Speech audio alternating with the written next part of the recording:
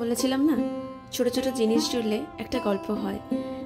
মা প্রকৃতি জুড়ে থাকে, তাই এবার ঠিক করেছি প্রকৃতি আর মাকে এক চিত্রে তুলে ধরবো। এই সেটটির ছবি কাল পোস্ট করার পর এত মেসেজ পেয়েছি, এত কমেন্ট পেয়েছি যে তখন মনে হয় সত্যি কাজ করেও শান্তি। তবে তোমাদের বলে রাখি, এই সমস্ত সেটই কিন্তু সিঙ্গেল থাকছে। আরও কয়েকটি প্রকৃতি মায়ের রূপ আনবো, তবে ভয়ে আছি খুব। তোমরা পাশে থাকলে আমি জানি আমার এই ভয়টাও কেটে যাবে। মা অন্নপূর্ণাকে এখানে গ্রামের মা হিসেবে আমি তুলে ধরেছি, তাই তাকে পদ্ম ফুলের সাজ না দিয়ে কচুরিপানা ফুলের সাজ দিয়েছি। যদিও আগের সেটটিতে মায়ের পদ্ম ফুলের সাজই ছিল।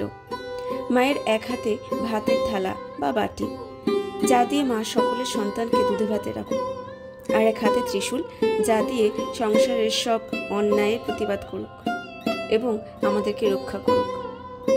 আমি এর থেকে আর বেশি কথা বলবো না।